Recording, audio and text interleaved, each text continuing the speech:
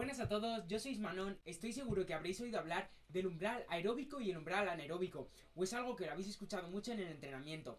Así que en el vídeo de hoy vamos a ver qué es esto, cómo lo podemos utilizar, qué utilidades tiene, cómo mejorarlos y en general todo lo relacionado con estos dos umbrales. Así que vamos a por ello.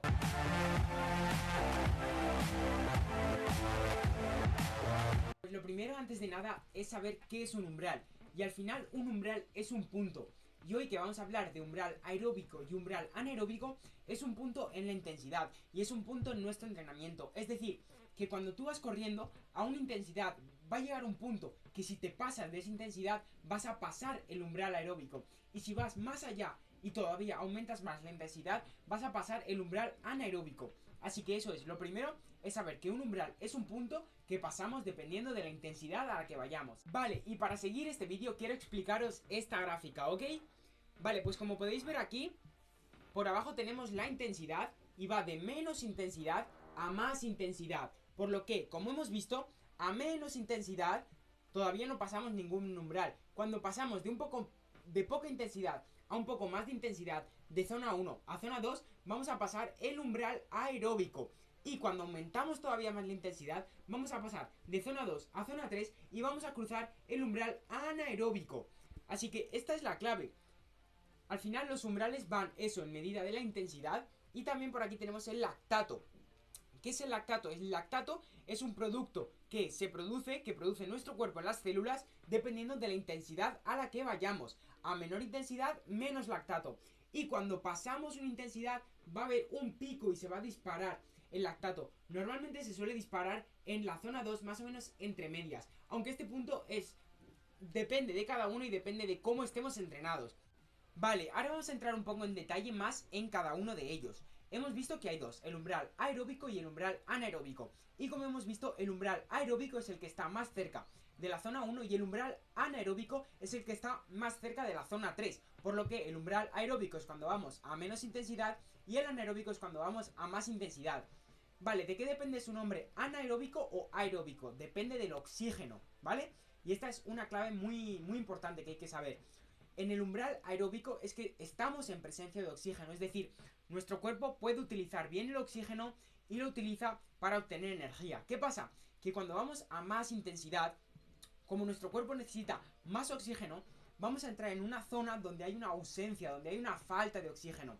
Si estamos en el umbral aeróbico, vamos a poder utilizar el oxígeno porque vamos a un ritmo tranquilo y no va a pasar nada.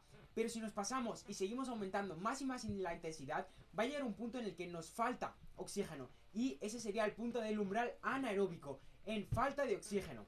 Dicho esto, el umbral aeróbico más o menos se encuentra en un porcentaje de frecuencia cardíaca máxima de entre el 70 y el 80%.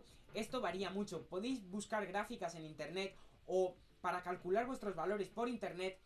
Está la famosa fórmula de 220 menos tu edad y esa sería la frecuencia cardíaca máxima, pero tampoco es muy exacto. Al final, lo más exacto que vais a poder encontrar siempre es una prueba de esfuerzo. Si os hacéis una prueba de esfuerzo, estos valores los vais a poder saber al 100%. Pero el umbral aeróbico ronda eso, el 70 o el 80% de la frecuencia cardíaca máxima. Y vale, en este umbral lo que hemos visto es que antes de ese umbral, en zona 1, vamos a ir a una intensidad baja. Este es el típico rodaje, donde no nos cansamos en exceso, donde hay suficiente oxígeno para que nuestro cuerpo obtenga energía. Y en este punto, antes de este punto, el sustrato energético que vamos a utilizar son las grasas. Es decir, que si estamos antes del umbral aeróbico, nuestro cuerpo va a utilizar las grasas que tenemos almacenadas para hacer energía, para obtener energía y poder correr pues todo lo que tengamos. Antes de este umbral, ¿qué pasa? Que como en nuestro cuerpo tenemos tanta grasa almacenada y nuestra grasa nos puede dar tanta energía, nos puede dar muchísima energía a lo largo del tiempo, podríamos estar mucho tiempo antes de este umbral y en la zona 1.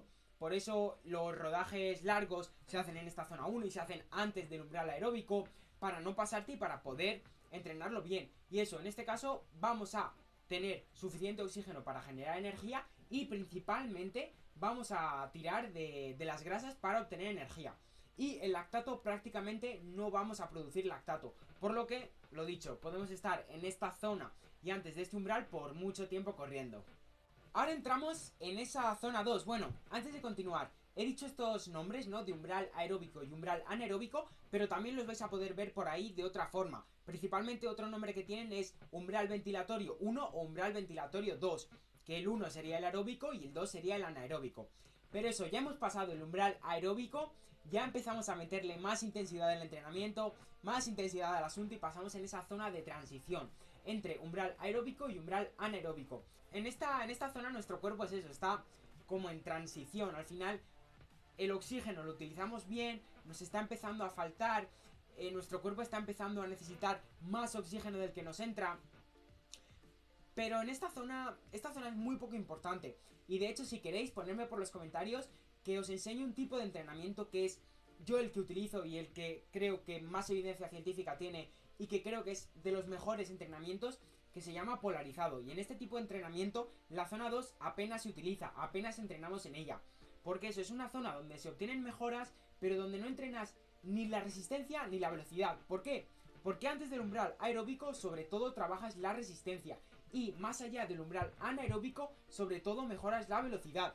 Por lo que para una prueba, por ejemplo, de 5 kilómetros, hay que tener una buena base aeróbica para aguantar la prueba y un buen umbral anaeróbico y haber hecho muchos entrenamientos más allá del umbral anaeróbico para obtener esa velocidad y poder correr rápido.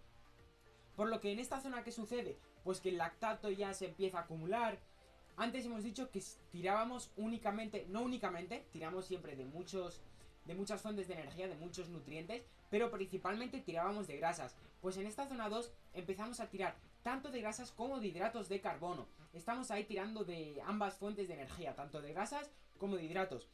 Y eso es una zona de transición donde estamos ahí con el oxígeno que sí que no, donde tiramos tanto de grasas como de hidratos. Y estaríamos aquí hasta pasar al umbral anaeróbico, que vamos a ver ahora lo que es. Vale, pues vamos al umbral anaeróbico. En este caso, el porcentaje de frecuencia cardíaca máxima está entre el 80 y el 90% aproximadamente. Aquí es cuando vamos a mucha intensidad. Pensar que a más intensidad, nuestro corazón va a latir más rápido, por lo que a más frecuencia cardíaca irá. Por eso este umbral anaeróbico tiene esos porcentajes tan altos de frecuencia cardíaca máxima.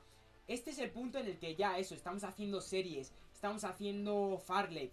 Este es el punto donde nuestro cuerpo ya trabaja bien, sobre todo trabaja la velocidad. Lo dicho, es un punto donde aumentamos mucho la intensidad, donde ya estamos yendo a una intensidad muy elevada. Aquí es donde se acumula mucho el lactato. Como veis en la gráfica y como la tengo aquí, es donde hay un pico de lactato. ¿Qué quiere decir ese pico de lactato? Que no vamos a poder estar en esta zona 3 por mucho tiempo. No vamos a poder estar muchísimo tiempo por encima del umbral anaeróbico. Por ejemplo, en una carrera de un maratón, por ejemplo, vamos a estar sobre todo en zona 1, zona 2. No podemos estar en zona 3. ¿Por qué? Porque si estamos a mucha intensidad por mucho tiempo, hay muchos factores que nos van a impedir aguantar esa intensidad. Y uno de ellos es, como vemos aquí, el lactato. Si tenemos mucho lactato, eso produce una acidez en nuestra sangre y esto nos impide correr rápido y vamos a tener que bajar el rendimiento. En esta zona 3 o pasado el umbral anaeróbico, ¿qué utilizamos para obtener energía? Pues principalmente hidratos de carbono. Por esto es tan importante, si tienes una carrera, cuando el día de antes, como en la carrera, vas a pasar, o es muy probable que si la carrera es una distancia corta, 1500, 3000, 5000, incluso 10.000, es muy probable que pases de este umbral anaeróbico. Los días previos tienes que hacer una buena carga de hidratos de carbono. Hay que comer patatas, pasta. ¿Para qué? Para estar lleno de energía y aguantar el máximo posible en esta zona, o para tener los máximos depósitos de glucógeno y de glucosa disponibles para que no se te acaben. Porque en esta zona 3 y pasado del umbral anaeróbico, casi que solo tiramos de hidratos de carbono. Y eso es donde se produce la mayor cantidad de lactato. Es un umbral en el que si entrenamos pasados ese umbral vamos a mejorar nuestra velocidad. Y al final la clave de estos umbrales, o la clave del deporte de resistencia, es conseguir llevar los umbrales más para allá. Cuanto más para allá los llevemos, mejor. ¿Por qué? Porque si conseguimos llevar el umbral anaeróbico muy lejos, vamos a poder estar antes de ese umbral sin que nuestro cuerpo produzca mucho lactato, tirando de grasas. Eso es que vamos a tener mucha más energía y vamos a poder correr mucho más rápido. Por lo que también cuando entrenamos, nuestros umbrales se van a empezar a ir y se van a empezar a desplazar para allá. Y eso es algo clave de saberlo y algo por lo que entrenamos. Y bueno, también, rápido, alguna clave así para cómo entrenar estos umbrales, que no os lo he dicho. Bueno, pues el umbral aeróbico lo vamos a trabajar con los rodajes. Sobre todo, muy importante, el long run, la tirada larga. En la tirada larga vamos a trabajar mucho este umbral aeróbico. Y el umbral anaeróbico, como os he ido diciendo, pues lo vamos a trabajar con series, con cambios de ritmo. Y esa sería la clave para mejorar los dos umbrales. Y bueno, más o menos esto ha sido así un breve resumen de los umbrales fisiológicos o del umbral aeróbico y el umbral anaeróbico.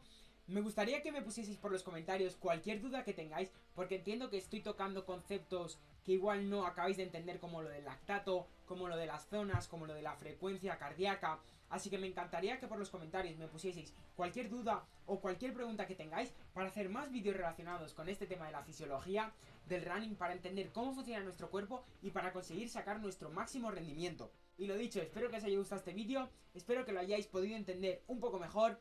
Y también eso, si os ha gustado, darle like, suscribiros como siempre, me haréis un favor enorme. Y si tenéis cualquier duda, ponérmela por los comentarios para yo hacer más vídeos. Espero que os haya gustado este vídeo y un saludo.